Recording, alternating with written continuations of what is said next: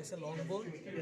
Long বোন কেন? কারণ এটা হচ্ছে টু এক্সট্রিমিটিস আছে এবং এটা হচ্ছে সিলিন্ড্রিক্যাল শেপ এবং আমি যদি এটার মধ্যে দেখি এটা হচ্ছে তার বডি, হচ্ছে বডি এবং এটা হচ্ছে হেড, আর এটা হচ্ছে প্রক্সিমাল, এটা হচ্ছে ডিস্টাল। এবং আমি যদি এর ভেতরে দেখি তাহলে ভেতরে এটা হচ্ছে স্পঞ্জি পার্ট, উপরের দিকে এটা হচ্ছে স্পঞ্জি, প্রক্সিমাল স্পঞ্জি পার্ট, এটা হচ্ছে ডিস্টাল স্পঞ্জি পার্ট। এই যে ক্যাভিটি এটা হচ্ছে মেডুলারি ক্যাভিটি বা medulla, medulla of a long বোন। আর তাহলে কি দেখলাম? একটা পেরিওস্টিয়াম, যেটা ওই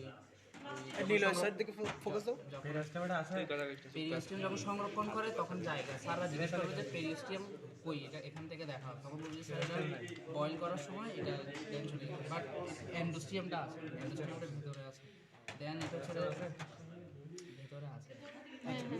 আচ্ছা আচ্ছা। দেন এখানে মেডুলারি ক্যাভিটি, এটা স্পঞ্জি পার্ট, এটা হচ্ছে middle part of a long বোন, স্পঞ্জি পার্ট, এটা কম্প্যাক্ট বোন। এটার নাম বল না, এটা হেড নেক নাকি গ্যাস ওগুলো বল। এটা হেড, হেডের নিচের অংশটা হচ্ছে নেক। এটাতে হেড নেক বোঝা যাবে না। এটা হেড, এর নিচের অংশটা হচ্ছে নেক। এই যে এটা হচ্ছে কম্প্যাক্ট বোন। তো একটা হইছে, এবার আরেকটা এই রাখা না epi epiphysis, proximal end distal epiphysis.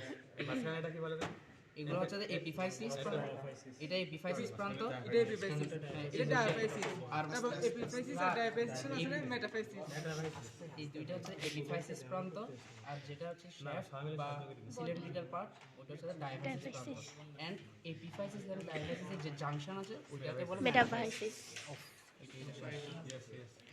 আর রেড বোন মেরো, ইয়েলো বোন মেরো যেগুলো বুঝি ইয়ং স্টেজ কালার থাকাকালীন রেড বোন মেরো থাকে, যেগুলো ব্লাড সার্কুলেশনের সাহায্য।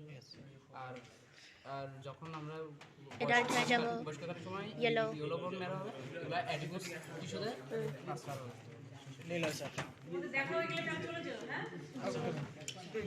লং বোন, ওকে ওকে, বোন বোন। এপিফাইসিস আর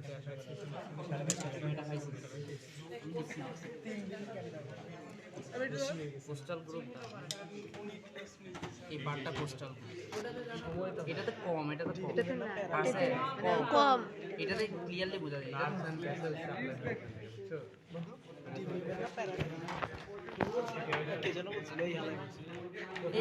এটা কি শুধু ব্ল্যাক বোন দেখ, তোর উল্টো পাল্টা লাগতেছে আজকে। আচ্ছা এই যে ওর চুল কাটছে। এটা নেই, এটা নিয়ে